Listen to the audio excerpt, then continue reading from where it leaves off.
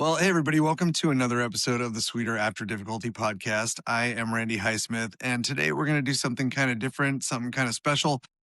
Our regular guest, Jordan Lopez, has actually flown all the way out here to California to hang out for the week. And so we decided to just do a little bit of a special live one-on-one. Just kind of, chat about what we're doing this week and talk about the holidays and just life in general. So, hey, Jordan, welcome to the show. What's going on, man? Hey, Randy. How's it going? Good. So, yeah. I gotta say, hey, I'm doing well. Perfect. It's been quite a week. Yeah. Jordan rolled in 5 days ago. Well, actually 6 days ago, he got into town. Mm-hmm. And so in the past 5 days, I have done classes every day, and Jordan has done classes every day and doubles on 2 of those days. Yeah. So I think the final tally at the end of this week was 5 to 8, I think. 8 classes, yeah. 8 classes in 5 days. Yeah. Which is just ridiculous. Yeah. And I'm feeling it now. Yeah, we're totally dying. That was the other motivation for doing a little bit of a podcast. Like, hey, what can we do where we sit on a couch or something and still feel like we're achieving something? Mm. So you guys have seen Jordan over the past 29 episodes now, I guess, and gotten to know him a little bit through his perspectives that he lends. So you've got to know his personality a little bit. But today, I wanted to do a little bit more of a deep dive into kind of where do we, how do we end up with this guy, Jordan, who you are, where you came from. So first of all, let's take it all the way back. What do they call it, the Wayback Machine. Let's take the Wayback Machine all the way back. Where'd you come from? Where's your family from? So I was born in Santa Barbara, which is kind of like mid-Southern California. My family's actually been in Santa Barbara. Lopez has been in Santa Barbara since like the late 1600s in one way or another. Came across with the mission system. My family was like stonemasons for the missions in California. You kind of learn California history living here. There's a big section of your sixth grade is kind of spent on the mission system in California. When the Spanish came through, kind of landed in Baja California, and kind of worked their way up to, I think, San Luis Obispo was the last mission. Yeah, born in Santa Barbara, lived there for 6.5 years, and then family moved up to Auburn, which is Northern California, just outside Sacramento, about 45 minutes. Was raised there, raised in a little small foothill town, with not much there, and then I had my life there. So I know we've joked about it a lot, but Lopez. Yeah, you can tell, right? You don't look like a Lopez. Yeah. I always tell people that. Like, so and I grew up in California, right? It's the hell of Hispanic people usually are Mexican, right? And they go, "You're not Mexican." It's like, no, definitely not Mexican. So my family's from Spain, so Spanish. And my mom's family is all Swedish.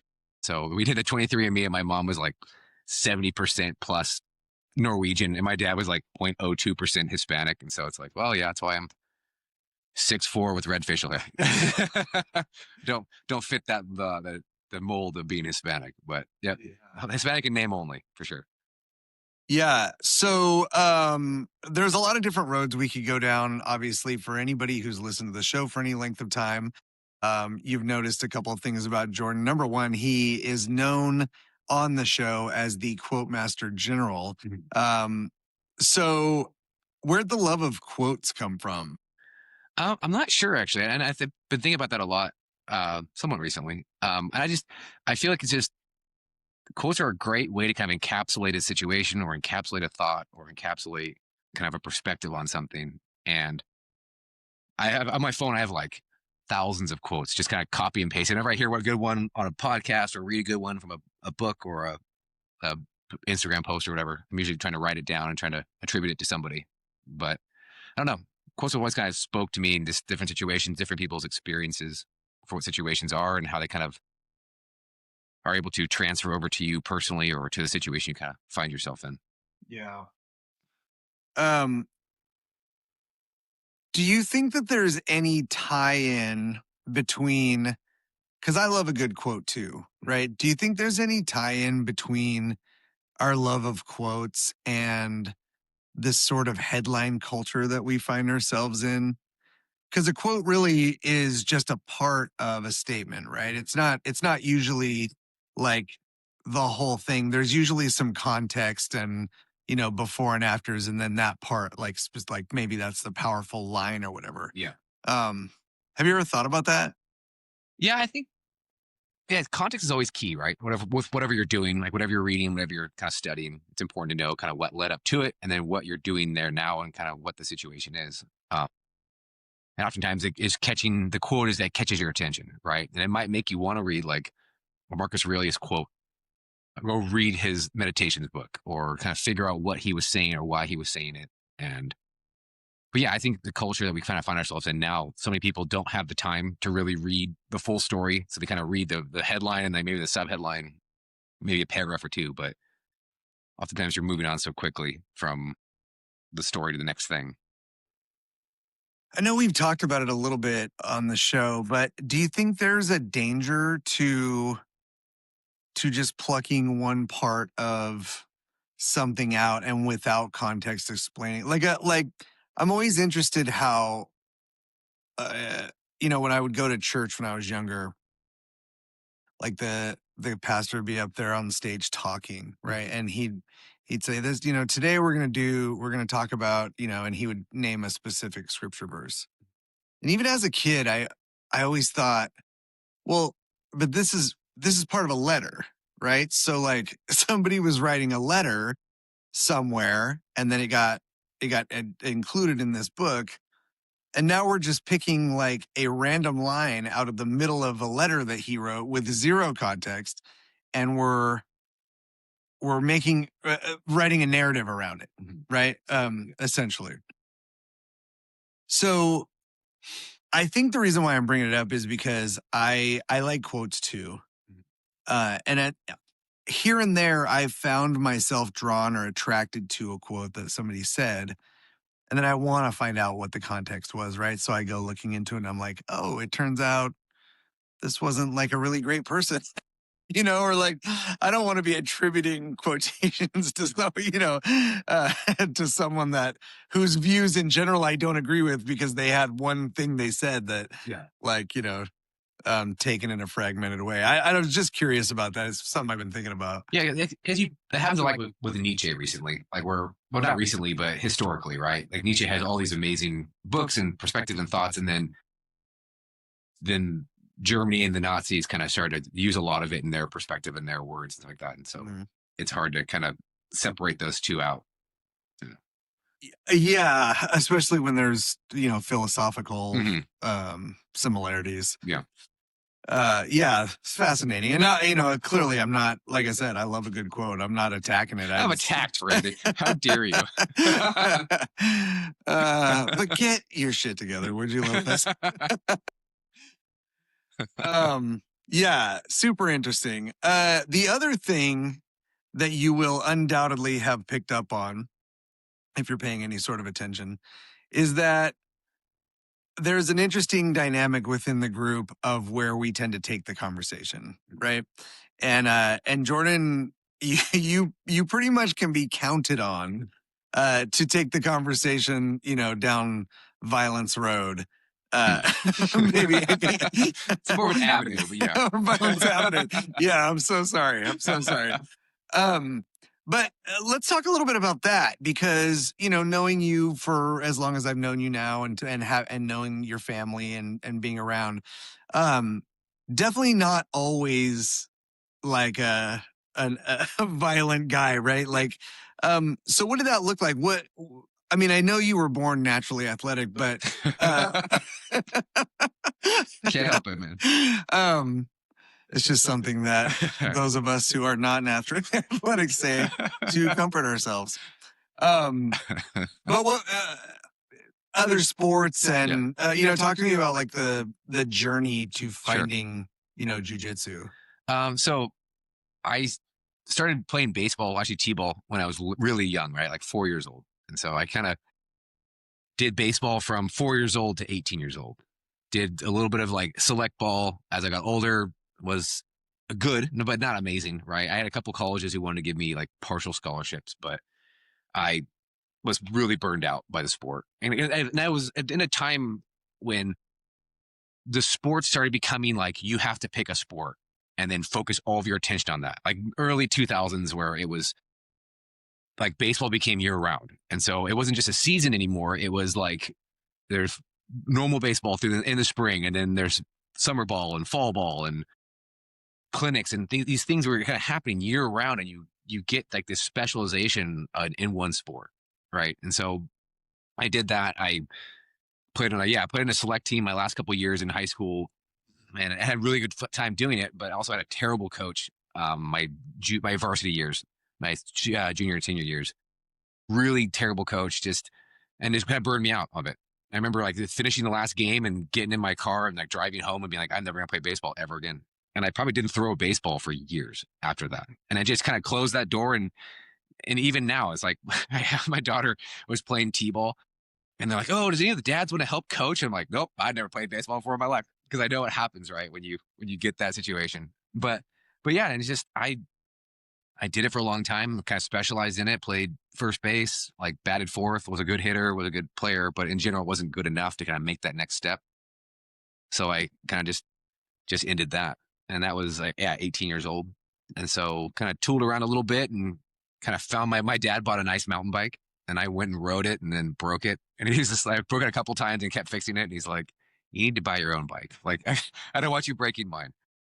And so I kind of got into that. And so I raced mountain bikes for 12 years total, 7 years pro, and was sponsored by a bunch of really good companies. Like got free bikes and free clothes, and traveled all over the West Coast, all over to Colorado, did a bunch of races, was ranked like top 20 in the country by the racing that I specialize in, which is called enduro racing, which is like it's one bike for both the climb up and then the race down. So oftentimes you wouldn't be timed on the ride up, but you'd be timed on the race down. And so raced all over Oregon, California, Nevada. So was really enjoyed that. Was really kind of good at it. And then started having kids.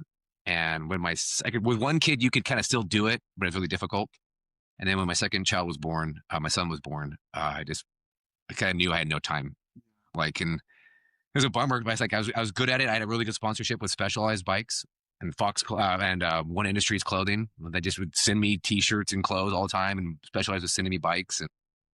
But just like another situation where it's like I was good, but like not being paid, kind of a thing. Like that tier below being paid for racing mountain bikes, right? And I had friends who were Olympic racers and raced all over the world, like World Cup racers, guys. And I would go to these events and see them there, and just like, man, if I had 40 hours a week to ride a bike or motorcycles or dirt bikes or road bikes, like how good would I be? But I worked a full-time job and had a family and kids, and which is also kind of a cool thing. Like sponsors love that. They love the fact that you're a normal dude, like who's getting fourth place with other guys who are getting paid to do it. Right. What right? sells a bike to the commoner, like a commoner riding that bike, right? Yeah. Like, 100%. Yeah. And also sponsors like really liked it. And so, but yeah, it's kind of the second kid was born, and just kind of had no time. And I didn't want to miss out, didn't want to not be there, kind of a thing. So before we move past that, talk to me a little bit about your physical conditioning and level of fitness were you always an active kid and then you got into baseball and it was like natural, and then you went into something harder and it was like what does all that look like? What does that journey look like? So like with baseball, I was never like, I love the sport, but I wasn't like probably responsible enough to understand like the physicalness or the physical level that I need to be at to get to that next collegiate level. Right. Like never really super serious about diet, never really super serious about conditioning and cardio and stuff like that. And I know that probably hurt me, and I hated running. Like, and it was just like, you need to go run to get better in shape to be faster. It's like, I hate running. I don't want to do this. Like, I'll play a position where I don't run. Like, first base or catcher. Perfect. I was a catcher in Little League. Exactly. I don't want to run. And I'm not fast. Like, I'm not a fast sprinter, right? And so I know that held me back probably. Like, I was really focused on hitting. I loved hitting. I would go to clinics and had hitting coaches and stuff like that, and I really enjoyed it. but I had not good eyesight in high school. Like, and I remember getting contacts. I was like my junior year, and be like, oh, I can see the baseball spinning now. Like, oh, I've spent so many years of hitting and with not being able to see the ball as well, and now that I see it, it's like it kind of bumped me for a long time because I was so dependent upon other things to be good at it. So I could see like high school ball and being able to get through it. And if you have any level of skill or physicality at all, that you might be slightly better than other people. But Yeah, competitive mountain bike racing, right, has to be a completely physically different animal. What did that what was that transition like? How I'm just interested in the mindset shift from, oh, I hate running to I'm going to sprint on this bike until I pass out, or like whatever, yeah. talk to me about that. I started racing mountain bikes doing cross country, which is like long distance endurance racing. And I remember going to like the national championships that was in Sonoma. And we're sitting there kind of watching or waiting for my race to start and watching these guys on downhill bikes, like just flying down the hill, big jumps, big corners and turns like that. And going like, I want to do that. Like, I don't want to, this long distance endurance thing sucks. Like, I don't enjoy this. And I know that myself, I have the crazy gene, and I know that it's very, it's very obvious if you know where to look with me. Mine's more internalized. Like, I'm not like big beard, tattoos, like biker, but I can see myself easily kind of falling into that. Like when that starts to come out, it's fun because it's always pushing the boundaries and pushing things. Um, but I remember watching these downhill guys and being like, I want to do that. Looks cool. I want to do that. And so kind of started getting into it. And mountain bike racing is all there's like beginner, sport, um, expert, semi-pro, pro. I say there's different levels to mountain bike racing. You can't just show up as the race the pro group. You do kind of like you have to earn your way up from level to level with results. And so you submit your results to like the governing body, and they'd be like, okay, you were a beginner last year, now you're a sport racer because you have like these top 5 finishes at these events, and it's worth a certain amount of points. And so you would kind of level up within the system. And so I remember racing downhill and really enjoy because it's just going fast downhill, right? It's just and it's learning how to be good at braking and when to pedal and how to pedal and kind of like getting better and better and better at that. And then earning my pro card in downhill racing was a pretty significant accomplishment for me because it took like 5 or 6 years, or no, 5 years to get. And so about a year per level. And so you had to go like specific events had more points. And so if you could figure out how to get to a sanctioned event, it was worth more. And if you had to do well there at the event versus just like saying, oh, I'm good enough. I'm at this level. It's like, well, no, you have to kind of prove it. And so for me, it's like I started learning like, oh, to be faster, I need to have stronger legs. And it's not just being fast downhill, having the endurance to do multiple practice runs and multiple days leading up to that one race event. And so I had a racing downhill racing bike, but you don't really ride the bike. You would ride it just downhill. You couldn't even ride it up a hill. Like you had to walk or somebody drive you to the top of the hill. It's like the most unnecessary kind of bike because you're like, just race it down a hill and that's it. So I started getting, I always had decent cardio, I guess, growing up as a kid, but kind of riding more and more and realizing that like you have to be fast up the hill to be fast down the hill, like having good, strong legs kind of a thing. And so as I went out of downhill racing into enduro, it kind of was like a perfect niche for me. Whereas like I love riding the bike up the hill, but the hard thing was like to be good at it, you had to do like sprints, like Tabata sprints, like 2 minutes on, 1 minute off. And it just ended up becoming like, if you want to be competitive, you have to do this. And this is not fun. It's not enjoyable. It's just suffering because you're and on a team sport, right? You could hit 4 for 4 in baseball, but the team could still lose, right? And you could have an amazing game and do all this stuff, but the team still loses. But in cycling, like you rise and fall on your own volition. Like how hard you want to work is how good you're going to do, right? And you can still work super hard for an event and then have a mechanical issue and end up falling out within the first 30 seconds, right? And all that work you did was for naught. But it's also like that realization that if I want to be good at this, I have to show up myself, drive myself to the trails, and do the events myself, and do the practice that's needed for the outcome that I'm looking for. Any bad crashes? I separated my right shoulder, in Ashland, Oregon, Well, one of my favorite events of the year was the Ashland 12-mile Super D, which was you start at the top of Mount Ashland at the ski resort and you race to town pretty much. And you're averaging like 20 miles an hour for 45 minutes and you're just flying down this hill. And there was a jump about 80% of the way down the trail before the finish line. There's a jump and it was like a tabletop, like a flat section at the top and then a landing. It's about 15, 20-foot jump. And so in practice, like you'd hit it and jump it or kind of come up short and kind of land on the flat, then kind of bump down the hill. And as I was going into my race run, and then also too, like you don't want to jump and land on the flat ground. You want to land on the descent of the jump. Right. Because you can maintain speed and not be like bumped off your bike or slide out or crash or whatever. And so it was hard because it was in a section where you're really going fast. You need to kind of slow down to go into it to the jump. And so I was struggling with it in practice runs, trying to hit it like perfectly, right? And I was racing the pro group, and I had a really good sponsorship with an incredible team. It was a really like high flying, high energy team where you had to like do 3 events a weekend. The coach required like a Super D race, a cross country race, and a downhill race. We all had multiple bikes and multiple bikes for these events. The team was kind of known to be like these guys who were really high achieving racers. And so in my race run, I came around a corner and I hit the jump and I kind of came into it and somebody had taken away the middle section. So it was a takeoff and a landing without a tabletop in between. And so I hit and my front tire just barely clipped the edge of the landing. And I kind of projected myself. To clear 20 feet in a bike, you're flying. And so I kind of clipped and went head over feet. And I landed on my shoulder and kind of drove my shoulder into the ground and separated my shoulder to a point where it tore out all the ligaments that kind of hold your the bone in place. Which is also probably a good thing because the recovery is a lot faster because there's nothing for the ligaments to heal to. But I hit the ground, I did knock myself out, and I kind of came to, and my front tire is like a taco, like folded in half, and my suspension's destroyed, and my helmet's cracked, and I'm like bleeding. I got cut on my face, like bleeding down my face.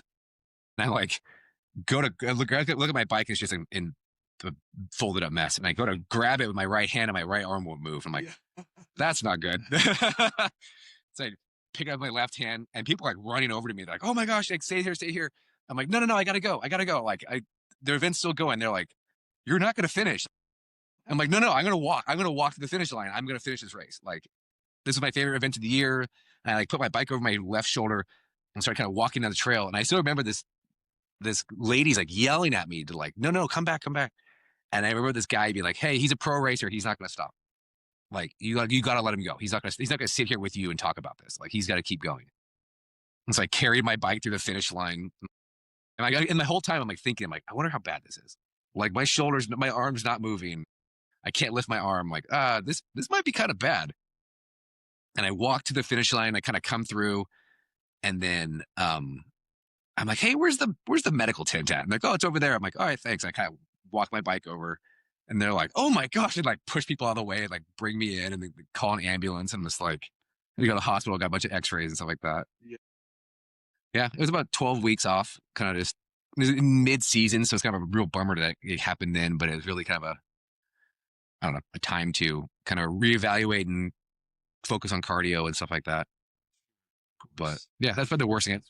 Yeah. Yeah. But yeah, like scratches and bruises like that, just cuts, but nothing. That was probably the most significant one I had. Broken fingers, but. So obviously, like we don't usually track the journey, especially as teenagers, from to our physical fitness. We don't usually start thinking about it until later, right? Even if you get into it in your young 20s, it's typically you're just kind of doing your thing, right? Unless you play a sport and they're pushing you to lift weights or to run certain things.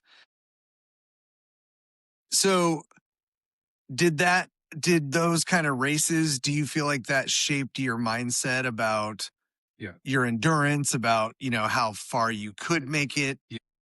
It's like, so for me, mountain biking also is like a very much a power to weight ratio. Like, so like right now I'm walking around like 212.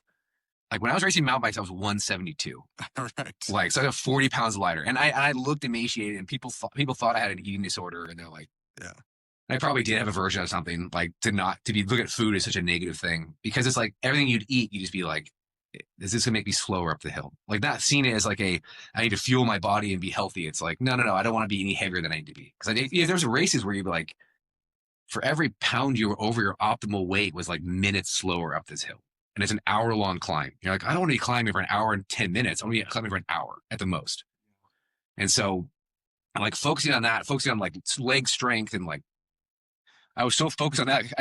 My legs were huge, like my thighs were huge, and my upper body was like really skinny. And so, like when I stopped racing and started like eating normal food again, like my pant size didn't change. My t-shirt size went from like a tight medium to like an extra large. And it's just like, oh, like, and I feel good, and I feel better about like just walking around weight, not just being like hungry and angry all the time. Like, because you're always like hungry and counting calories and watching like, oh, if I eat this, and how much do I need to ride my bike to burn this off? And it's just this weird kind of mental game that you play. Yeah.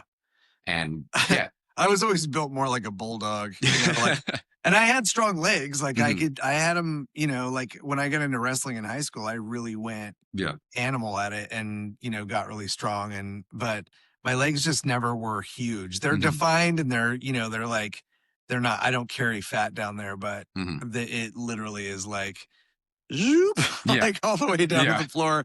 It's pretty funny.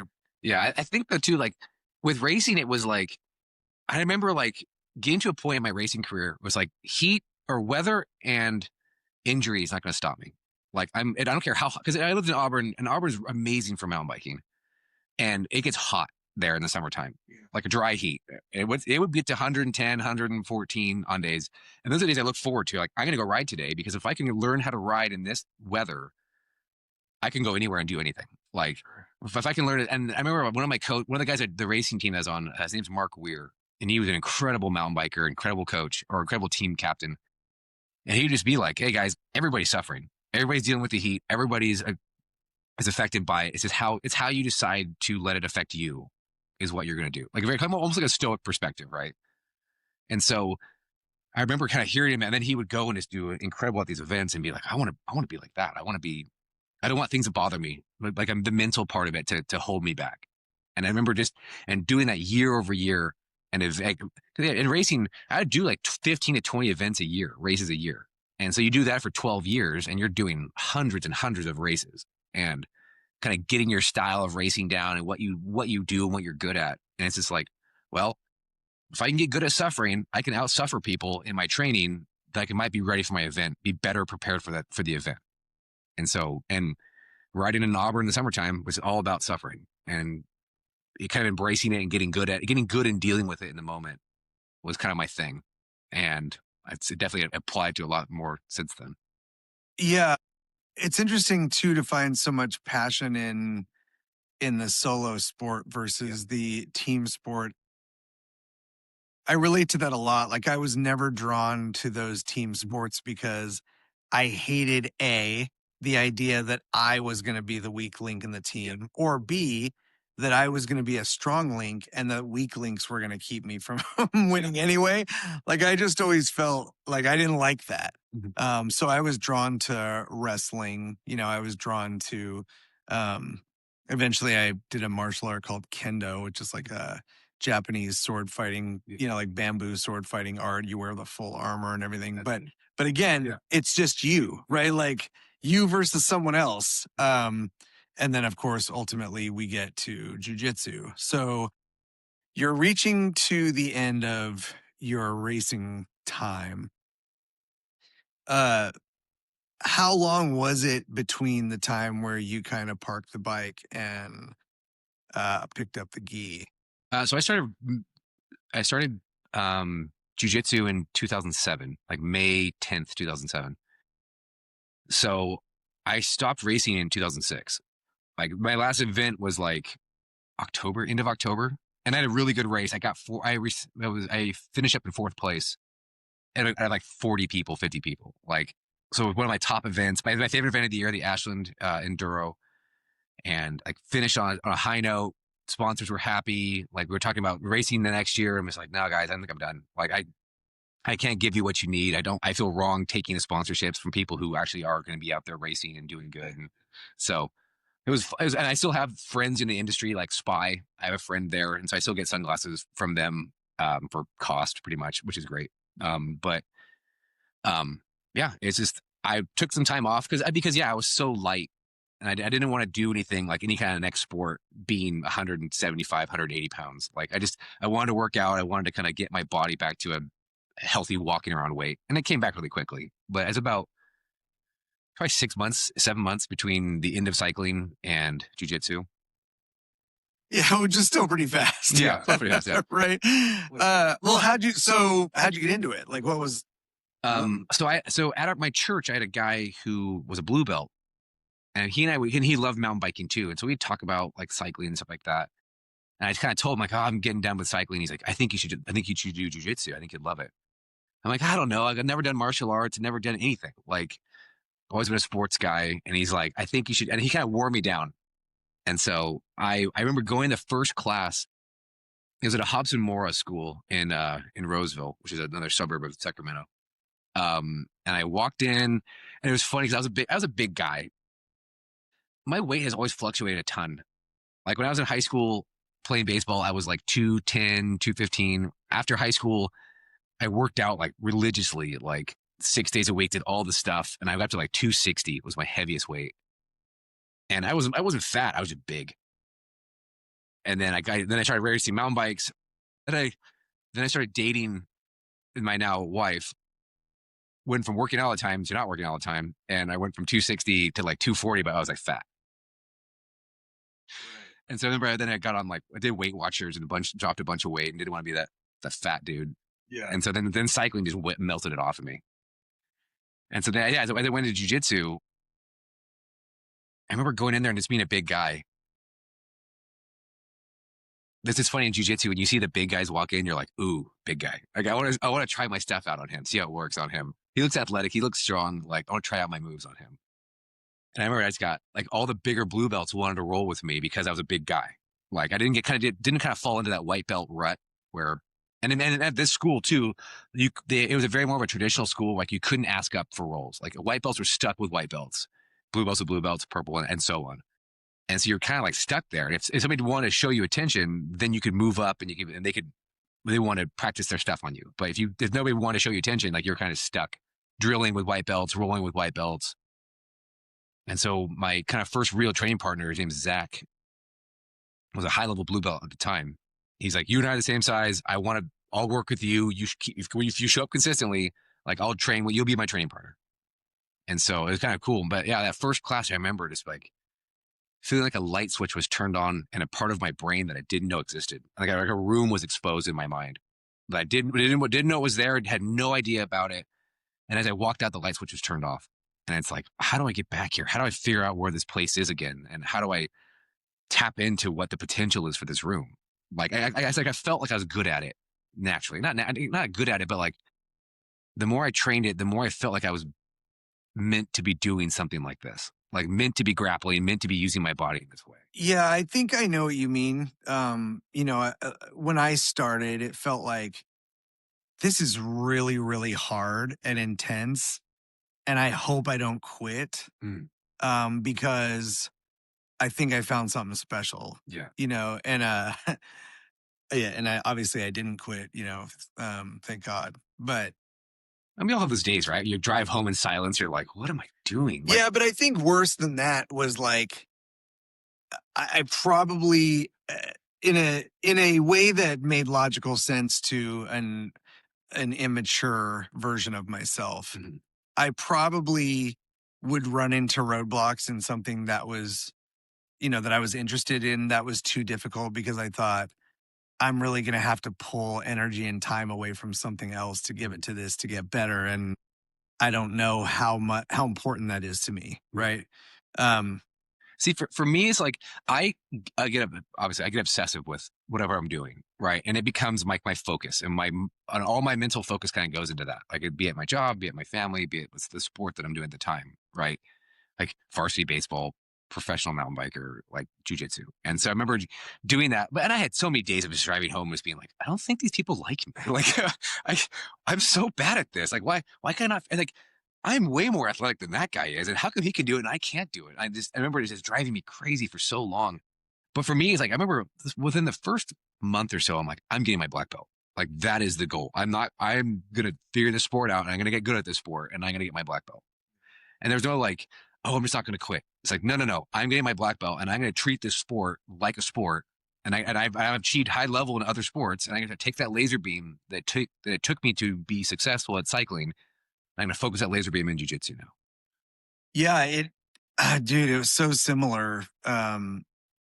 I told myself, well, because one of the first things everybody does is they start. We've talked about this on the show a little bit, but they give you that awful statistic, right? You walk in and they go, "Well, it's going to take you a decade to get your black belt," Yeah. and you're like, "Uh," Yeah. like I already can't walk after this first class. Yeah.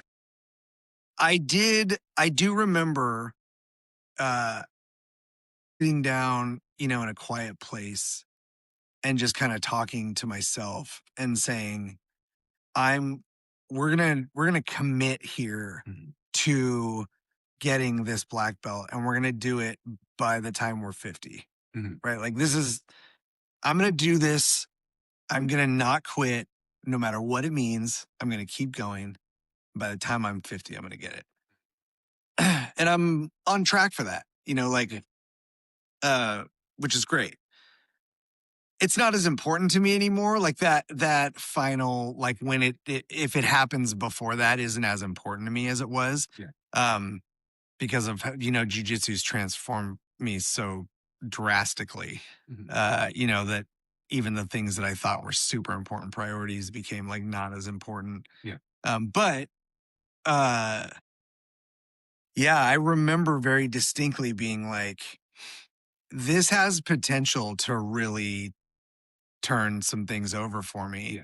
Yeah. And I want to see what that looks like. I want to know who I am when I'm on the other side of that. I want to know what, like you said, I've been walking around this house my whole life. There's doors I've never looked in. What's in there? Yeah. You know, oh, I don't like what's in that door. Okay, well now I have a choice, Mhm. right? And the good thing about jujitsu is it provides you so many options that when you open a door and you're like, I don't really love that, you're like, well, you know what? I have some solutions that have worked in other rooms like this, that, and then you get better at it, right? It improves you. I can't talk enough about how completely transforming it is. Yeah. Um, so you started doing that. Mhm. Uh, talk about your training schedule commitment because obviously, right, you stepped away from and I know it was their sponsorship thing and you were being respectful, but there's also an aspect of it where it's like time and energy, right? And you've got two kids and they're small. So what did that initial commitment look like for you? I remember talking to my wife about it and being like, I'm only gonna train like twice a week, like two Mondays and Wednesdays, or maybe 3 days a week, maybe. Like, but for me, it's like, so I did it for a while, and then Zach's like, hey man, can you meet me here on other days, like off, like different times, off days, and we'll do like long form jujitsu. Like we would roll for like 45 minutes straight, and he would just beat the brakes off me the entire time. But you start to do the same move over and over and over again. You start to see it coming. You're like, okay, I know this, and you start to see like these little incremental improvements. And so I remember we would train on like Fridays from like noon till 2, and I would kind of like get to work early and then like leave and then work afterward from home and stuff like that. And so initially it wasn't as crazy as it is now, or as busy as it is now, but it's usually at night, like after work, and because it's easy to come home, see the family. Because with cycling, it was hours per day to go to figure it out. It was like drive 45 minutes from where I live to the trails, do an hour ride, drive 45 minutes home, hope have no problems or no mechanicals, or like there's always something that's out of your control. Where like jujitsu is like it's 20 minutes away, it's an hour class, it's 20 minutes home, and I'll be home in an hour and 45 almost exactly. And it's in the evening, it doesn't really matter. The schedule was much better with kids versus because the kids are in bed early, and so I wasn't missing anything for them. So the physical transformation for me probably was way more drastic than it was for you. Like, but I think we all sort of go through that emotional and philosophical and, just mindset shifts, Yeah. um, it starts to change the way that you perceive the world around you, right? Like it gives you a different idea about other people in society and about other men in society and uh, about your capabilities and what you actually can do versus what you hope you can do, or if you end up in a situation where you need it, um, knowing again, how into this sort of suffering mentality you become synonymous with. Mhm. Like, what was some of that? How did some of that philosophy start to develop for Yeah. you? Um, I think nobody always talks about it. Like jujitsu is such a sport that really exposes your weaknesses really quickly, right? And it also capitalizes on your weaknesses in the beginning, like the things that you naturally want to do to push away and to roll away and to do these little things. Like jujitsu just capitalizes so hard on that with people, and so that's why like decent white belts will destroy a new person because they know the tricks that you're taught so quickly. Um, but feeling helpless, like you go and you feel helpless for so long, and even now I roll with guys who are way better than me, and I just feel helpless, and I hate it. Like just get drowned over and over and over again by somebody. It never goes away, and it's terrible. But I remember like feeling that way and being like, "Gosh, I hate this feeling. I hate feeling helpless like this. I hate feeling this way about what's going on." Um, and it's one of these things where it's like and then you look at other people and you just go, people have no idea how helpless they are. Like, so he puts their hands on you and like, oh, you might have been, oh, you were tough in high school, or you got a couple scuffles in high school and you held your own. You're like, that was 25 years ago or 20 years ago. Like, Yeah. I and I don't. And the funny thing is too is like the more I train jujitsu, the less I want to fight like normal people. Like I've never gotten a fist fight since I was a kid. Like I don't want to do it now. I have no interest in that in fighting now. Like I know jujitsu is a controlled environment on a padded mat to protect yourself. Like, but it's one of these situations where like I don't want to feel helpless. Like, and then and I've had a CCW for a long time, for like 15 or 17 years, and I've never used it, and I don't ever want to use it. But you know that not every situation is a situation where you can use a firearm to protect yourself, right? And you hear the studies right now; they're saying like there's so many people who are getting arrested for threatening somebody with a gun, and then they're arrested because they pulled a gun out in public. And you're just like, I don't ever want to have to pull a gun out. I want to be able to do things, make that the last resort, right? And so, And to take that even a step further, though, yeah. as it relates to jujitsu, if you have to pull that gun, Mhm. you want to know that you have the skill and proficiency to use it as efficiently and as safely as possible. Mhm. I mean, obviously, it would be to the detriment of whoever you had to pull it on. Um, but that's the nature of that, right? That's why we have to protect ourselves anyway. Yeah, Um, it's a confidence thing too, right? The more you train a martial art, the more confident you get in your skill, and that confidence it kind of comes exudes out of you when you're walking around in life. Like people see you as being more confident because your confidence is based in reality and not just telling people that you're confident. right. Yeah, I've noticed a direct correlation between the people who say they're confident and and then are able to actually display confidence when the tide turns, right? Um, because to your point, jujitsu will pull you straight out into the deep water fast, and you will find out exactly how strong of a swimmer you are. And spoiler alert for the new jujitsu students, it's not enough, right? Like you're like, you don't know. You need this. And so you kind of it's weird to think about for me, especially. I'm trying to think of how many things in life you invest in as long as Mm. you invest in a black belt in jujitsu Yeah. uh, for what seems to be so little payoff practice to practice, right? Like eventually you start to see some big rocks move. Yeah. But even if you're good, Mhm. like even if you're, you know, you're an upper belt, and even if you have good skill and you got good movement and cardio and strength and all that stuff, you still most of the nights you drive home thinking like, man, like Yeah. I feel like I was behind the whole time, or like, what could I do better? Or, like how much more can I possibly practice, before this stops being what it is. It's that, and so the cool school that I go to now, that I coach at, is called Kenny Kim Jiu Jitsu. It's in Marietta, Georgia, and Kenny has a company that's called Mat Made, and I love the perspective of that because it's like you're made on the mat. You're not made in your head or made at home or made in the food you eat. It's like no, you're made on the mat, and you have to show up and you have to put the work in for a really long time to get good at this sport. Yeah, I think, and I think back, so taking it back to the love of suffering. Mhm.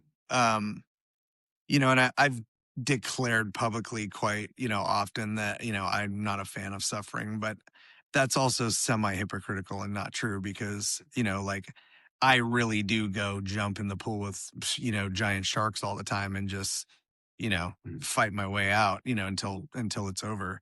Um, but again, like I said, when you have, someone like, well, like when I get to go have a role with you when you're in town or, whatever, you're obviously, we talk about how there's levels to this shit, right? All the time. And so you were obviously one of those people that, pulled me aside and mentored me, worked with me and helped me.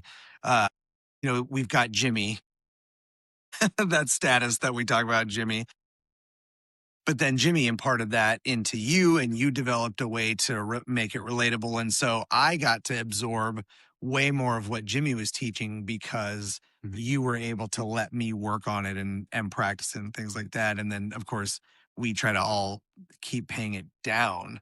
Um, but in order to be there, it's, you have to have heart. Like Yeah. especially if you care about learning as much as you can about yourself, Yeah. you have to be willing to just kind of rip open your chest and be like, okay, Yeah. And I don't know if you can teach that. Like that slogan, you can't teach heart, right? I don't know if you can teach that with people. Like maybe you can foster it. I think everybody maybe has the opportunity for it, but I don't know. I've done things. Yeah. Baseball was 14 years. Cycling was 12 years. Like, and jujitsu is now 9 years. Will be 9 years in May. And so it took me 8 years to get my black belt. Like, and I think it's a testament to the guy, to Jimmy, who taught me, right? He was incredible at it. And he gave me lots and lots of attention. And because of that, my growth and my trajectory was short. My learning curve was shortened, right? It's probably a lot more steep and a lot more painful, but it was shortened to a point where it's like it's sustainable and it's manageable if you can handle it, right? yeah, It's with Jimmy though, man. It was dude, he was terrifying. He is still is terrifying, and it was that time where it's like you can't. What cycling I think also kind of gave me was this realization that you can't I'm not going to be outworked. Like I'm a workhorse. I like work. I like doing the hard things. And no matter if it's physical or emotional or whatever, it's like, it's the hard things don't scare me. And with Jimmy, it was like, he scared me, but I wanted to learn so badly who this monster in the gym was and to figure out his game. And I wanted to make that my own too. And so it's just like, just bite down your mouthpiece and kind of push forward. Like just keep trucking forward. We were like, all right, well, this is gonna suck for a long time, but I see what he can do, and he's no different than I am. Like, why can't I figure this out as well? yeah. I think that, and I know we've talked about certain aspects of it, but I agree you can't teach heart, but I think that probably more people have heart than are aware of it. Yeah, And the self talk that you do will really decide if you're going to be aware of it or not. Like I said, Jimmy, whatever he taught me, in jujitsu, I learned that I had heart from Jimmy, yeah, and like that's just a gift that you can't put a value on. yeah. I'm a different person because of it. Yeah.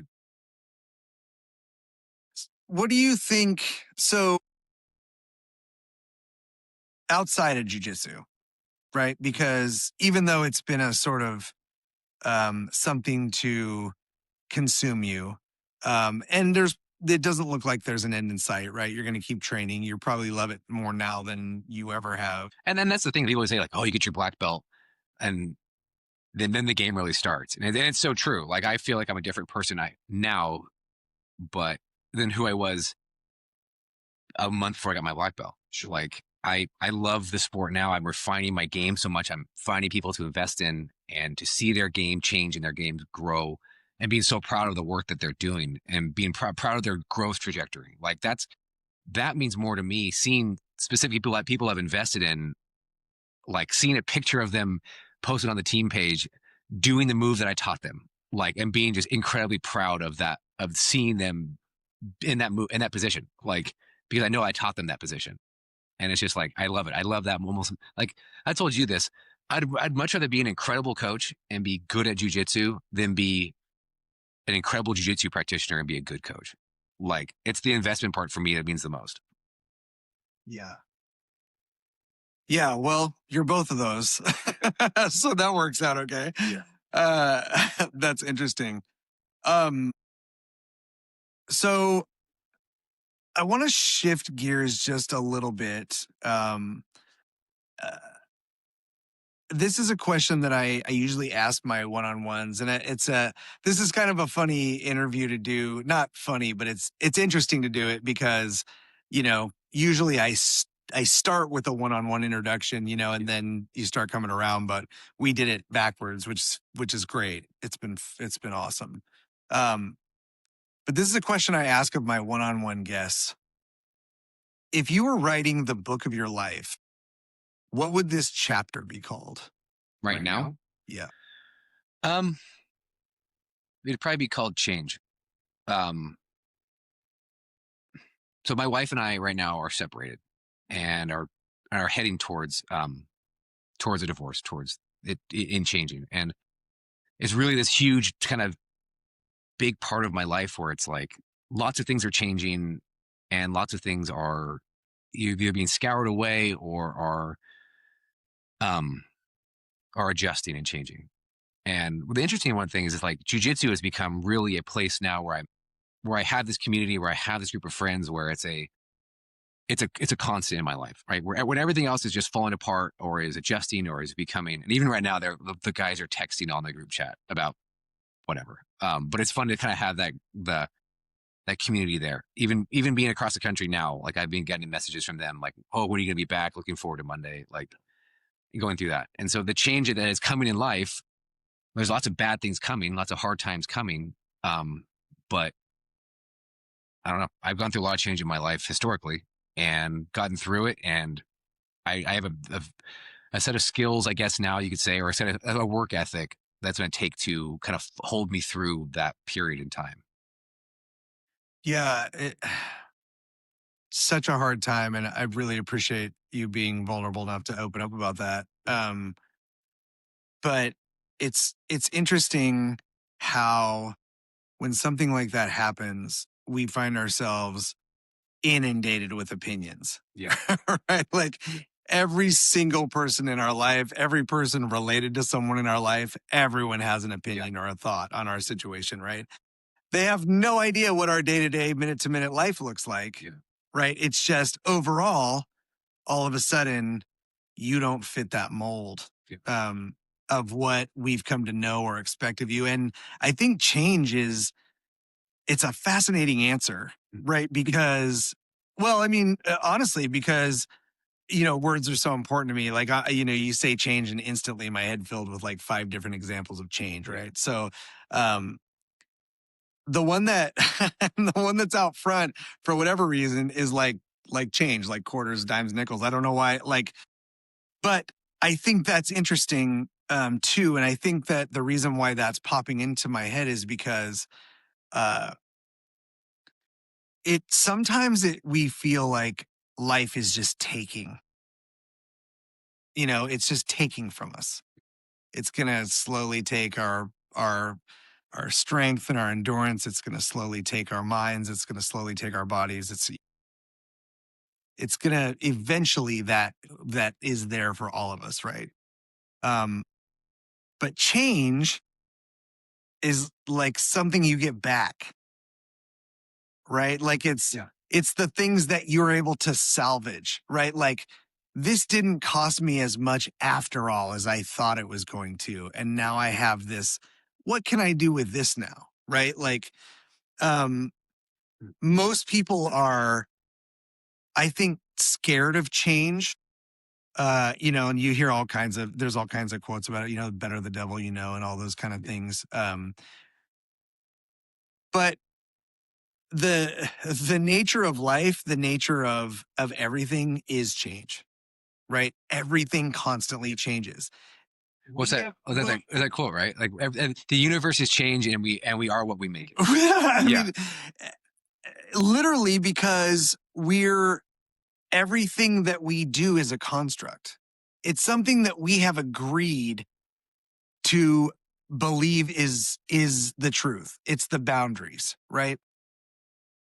And I think that we do ourselves a disservice as people and as humans when we go, okay, well, somebody told me that this is my box. And I'm gonna stay in there because I don't know otherwise. If I open this box, who knows what manner of evil and horror could come leaking in here, you know? And then you realize that that box is a cage, Yeah. that's just limiting you from being able to even see what's possible, right? To even know who you're capable of being and what you're capable of doing. Um, I hate to see any marriage break up. But the nature of change is that we don't always get to decide where things go, right? Like the conditions change, the weather changes, the road changes, our mind changes. Uh and that's why I think, I kind of asked about the philosophical and the mindset angle, that changes with it too, because I think people just don't count on there ever being change, right? You enter into something because you believe that it's just going to stay the same forever and that you're okay with that. But it doesn't do that, right? It changes, but your view stays the same inside that box because that's what you know how to do. Yeah. Um, I think change is a really interesting answer. Um, and I think it's probably accurate, knowing what I know about your situation. And I think change really is the name of this chapter. And, Yeah. I hope that what you do in this time is you really figure out what's important to you. Yeah. That you prioritize really knowing who you are now versus who you were before, owning the possibility that things could be as different in 20 years from now as it is today from what it was 20 years ago. Yeah. Um, and being not so rigid so that you don't get knocked around by it. Right? Right? When it happens, when it comes, you can go, oh yeah, that's part of the benefit, right? That's what wisdom is, right? Knowledge plus experience and over time. Um, yeah, man, that's interesting. Well, this hour flew by, right? Like but I really appreciate the deep dive. Like, I think that people who are regular listeners of the show are really going to appreciate being able to hear a little bit more of your story and understand kind of more about where you're at. And so I love this stuff, and obviously we get to talk all the time. You are a really good friend of mine, and I really appreciate having you in my life, like the innumerable ways that my life is better just because you're in it is ridiculous. But thank you for partnering with me on the podcast. Thank you for partnering with me on the mat. Thank you for being my friend, and I love you, man. I appreciate you. I love you too, man. You've been an incredible sounding board and support in this time. And I know that as time goes on and as the process kind of works its way through, I know that you and Michelle will be there for me and even letting me hang out here the last 5 days. So kind of running solo here, but it's a life is crazy. Yeah, the universe has changed and life is what we make it, right? I plan on being active in that what I'm making and what I'm building, and I know that you're gonna be a huge part of that. Absolutely. I'm here for it, brother. So Well, thank you. And to everybody out there listening, thank you so much. This has been another episode of the Sweeter After Difficulty podcast. You can catch me and Jordan and our other buddy, Chris, or here most of the time, our regular guests. We drop these every Friday at noon Pacific on Spotify and Rumble. We got a couple more new platforms coming up and some really cool stuff coming in the future. But until that happens, thank you so much for being here. Please like, subscribe, share, comment. Let us know how you're doing, where you're at. If there's something that, if you can be in our minds and our thoughts, if there's some way we can help or lift you up. We just appreciate you being part of our community. So thanks, everybody. Yeah, man. Thank you.